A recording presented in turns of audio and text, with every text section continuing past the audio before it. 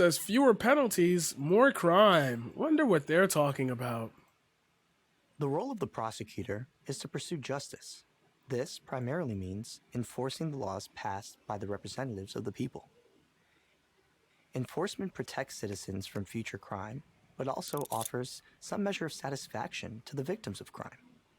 This is the basis of civil society. But What?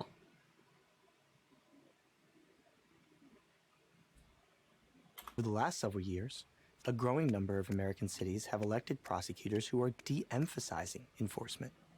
This is by design.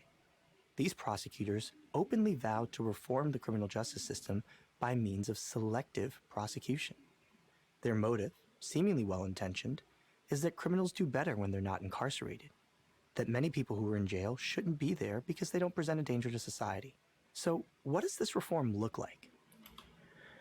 Oh, I hate when they explain the point like it's something nice and then like try to drag it down. Here are just a few examples. Like I knew it was coming, but In I Boston, wasn't like ready Suffolk for County it to be District Attorney coming. Rachel Rollins has ceased prosecuting 15 different offense categories, including charges like trespassing, stealing less than $250, destruction of property, and drug possession with the intent to distribute. In Brooklyn, Eric Gonzalez has either refused to prosecute or has rerouted many gun offenders to pretrial diversion programs. In Los Angeles, George Gascon has actually prohibited prosecutors from speaking at parole hearings. This forces victims and their families to take on the burden of speaking in opposition to early releases. He has also ordered his prosecutors not to pursue sentencing enhancements enacted by elected representatives, including those for third strikes and gang-related offenses. Because putting them in a jail system does nothing because our recidivism programs are ass nuggets. In San Francisco, Chesa Boudin instituted a policy prohibiting prosecutors from seeking bail and heavily restricted their ability to ask for pretrial detention.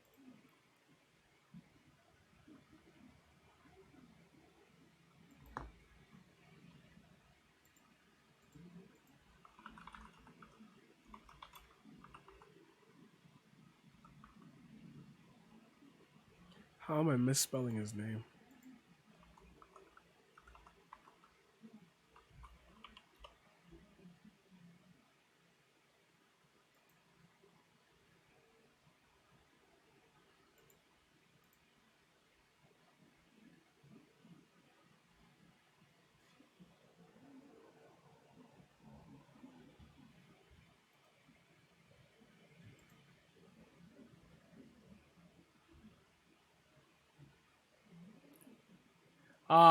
Persecutes fewer shoplifters than.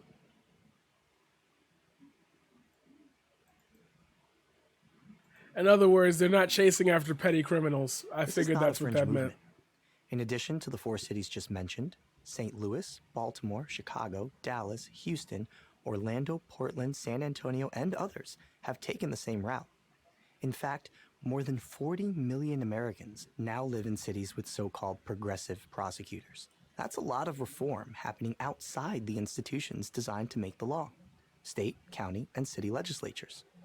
And that's concerning for a couple of reasons. First is that a single official shouldn't be able to sidestep the political process and decide what laws to enforce or not. That's not what they're doing. They're getting arrested. They're just choosing not to go after them. Like, we're not going to put more people in jail. There's too many in there as is. What the fuck is going on? Let's work on rehabilitation processes, programs.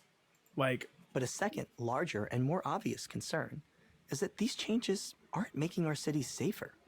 Based on the data, they seem to be making our cities less safe. Take, for example, George Gascon's ban on third strike sentencing. In 2007, economists studied the deterrent effects of California's three strikes law. What they found was a 17 to 20% reduction in the felony arrest rate among those with two strikes. That's a pretty big benefit to throw away on one man's say-so. How about the goal of sharply curtailing pretrial detention? Why don't you show what it was like now? Data out of jurisdictions like New York and Chicago tell us that increasing the number of pretrial defendants out on the street will most likely mean more crimes committed by that population. Crimes local residents could certainly do without. One study of Chicago's bail reform concluded committed by that tell us that increasing the number of New York and Chicago tell us that increasing the number of pretrial defendants out on the street will most likely mean more crimes committed by that population. But that's just a sentence. Do you have a study about that?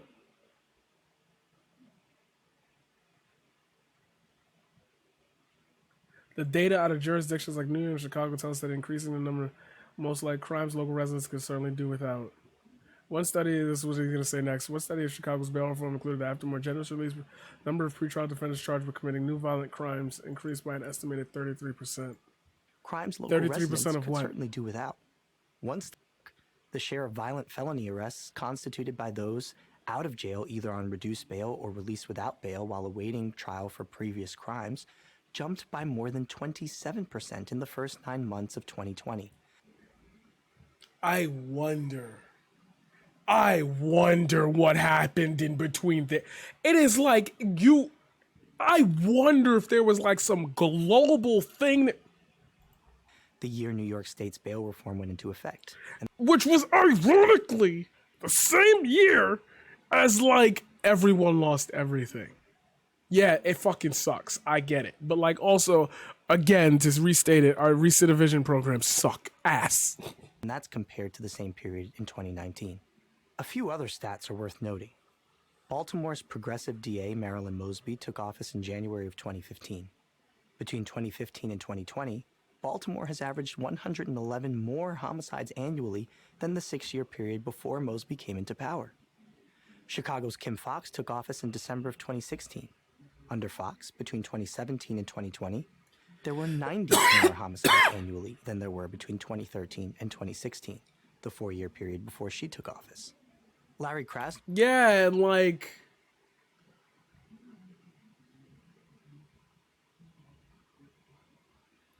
there were more mass shootings under Trump than like generally under any president. If I wanted to just throw some stupid shit out there, you go ahead and prove that. Like what? Like Krasner was sworn in as Philadelphia's DA in January 2018.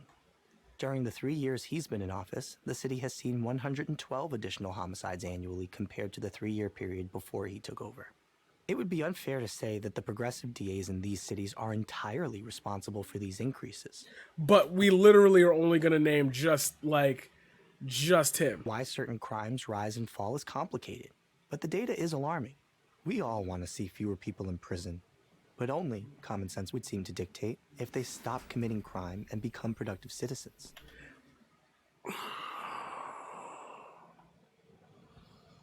And there it is.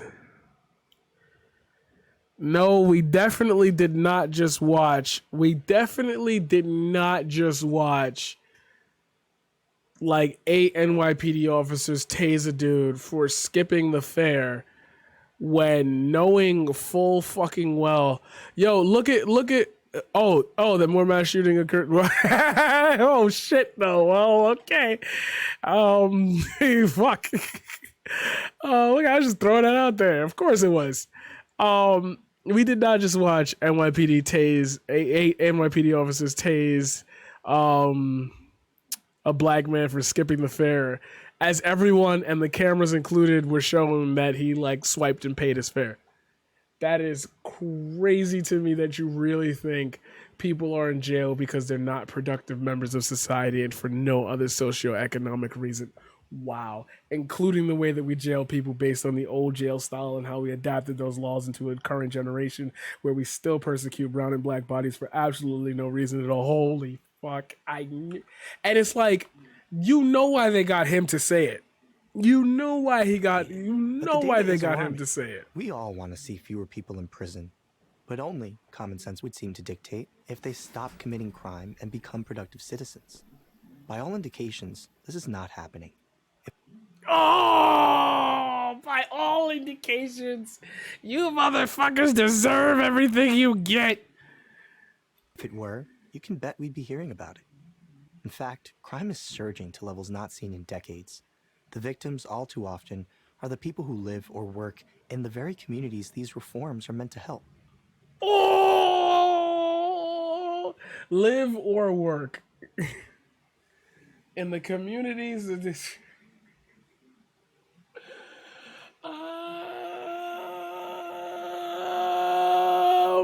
my God, just help me out here. Reform doesn't necessarily mean better. It can often mean worse. In the case of progressive prosecutors, perhaps much worse. I'm Rafael Mengual, Senior Fellow and Deputy Director of Legal Policy at the Manhattan Institute.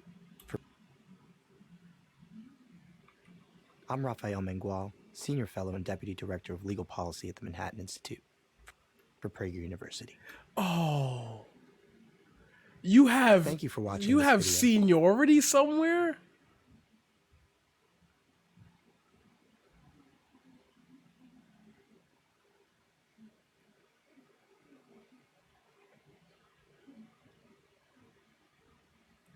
What the fuck?